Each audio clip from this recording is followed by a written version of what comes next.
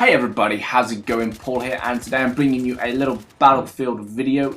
It's not a full gameplay, but it is a bunch of random clips that I've got throughout the weekend because for the most part when you play this game it can last up to, well, some of the games can last up to 15 to 20 minutes, and I don't really want to do a commentary over that. I just want to kind of give you my general thoughts so far on this game and possibly some tips, because I've got a few things to point out, a few ways to be more successful.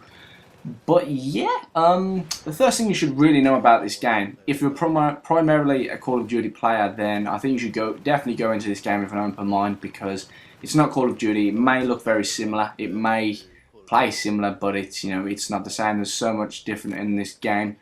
Something that I've noticed a lot in this game is a bunch of glitches, but that's kind of why they're doing the beta, because not only do they want to kind of promote the game and give you guys a feel or a taste of what you're going to feel so far. And that definitely should have been a collateral if you saw that. Both of their heads kind of intertwined for a moment, and I'm not sure if you can get collaterals in this game or whatever, but yeah, there is a bunch of great things on this game. The sniping for me is definitely the highlight of the game. It's the most fun I've had sniping in a long time. It's a totally different experience to Call of Duty sniping, because it's not really rush sniping. You kind of pick a spot and just try and do work. As you can see, quickscoping is very possible in this game. As you can see, I'm going to quickscope two people. I just did one person now.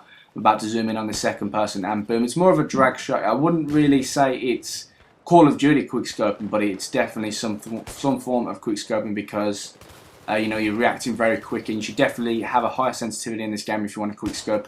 Headshots are definitely the way to go about sniping. EA definitely kind of promote headshots in this game. If you pick up a sniper rifle, if you've got the chance, go for a headshot. There's a lot of hit markers in this game, but the good thing is you're not always in close quarter, and that's another thing that I wanted to talk about. It's not always close quarter combat. As you can see, there's a bunch of different sections in this game, and it's not actually 3 different or 4 different maps. It's actually the same map. It's called Operation Metro, and we're playing the game type Rush. So as you can see, it kind of starts off on a Central Park lookalike with lakes, benches, that kind of deal, and then it moves onto the subway. You go through a little bunker that was blown through planes, and then once you're through to the subway bit, you go up to the entrance of the train station, and once you've done that, you move on to the, I believe it's kind of a town centre. It's got shops, it's got apartments, it's got a little highway system. So there's a lot of variety of close quarter combat. This map that you're seeing right now, this is where snipers will do the most damage, because it's a huge map. And another thing I really wanted to talk about is spawning. There's a few different. It's very different to Call of Duty, and a lot of people are probably going to flag me for comparing this to Call of Duty, but it's what I do, since I'm primarily a Call of Duty player. The only kind of game that I play online is Call of Duty, so whether I'm playing Gears of War 3, Battlefield 3 or anything like that, I'm probably going to compare it to Call of Duty. But yeah, the way the spawning system works, you either spawn at the attack or defender deployment, which is either side of the map, or you can put down a radio transmitter, which is kind of like a tactical insertion. But while in that section, you can spawn there anytime, and your teammates can also spawn on it. Or you could just spawn on your teammates. And this is where the problems kind of come about.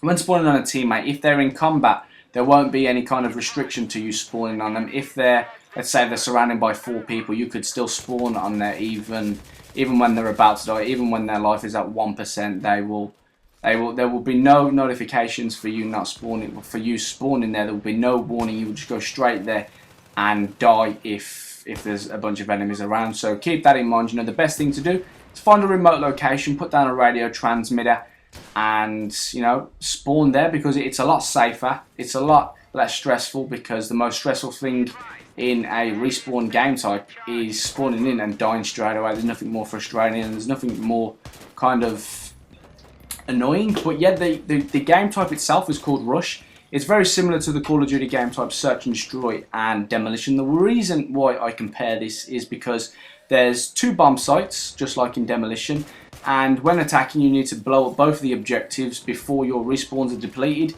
Now if you blow up one of the one of the objectives, you move on to the next objective. Once you've blew up that objective, you move on to a new location, a new section of the map, and if you're attacking, you just need to blow up as many as you can to get to the final stage and then blow up the 2 objectives there.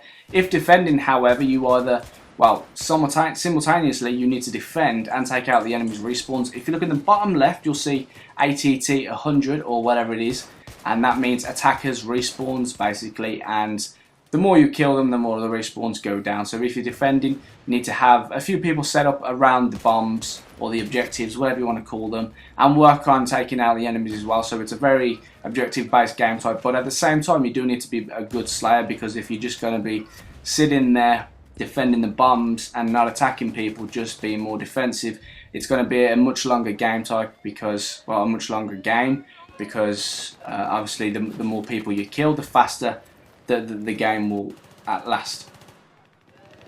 And very quickly before this video ends, I'm going to give you 2 tips. One, look out for flashlights, especially when in the subway. They're very, very easy to see, and that's kind of an indication that there's an enemy there. And sometimes you may need to turn up your brightness, especially when in the subway, because it's quite dark. But guys, this is the end of the video. I hope you enjoyed this video. If you want to see more from me, more Battlefield on this page, please like the video. And until next time, take care.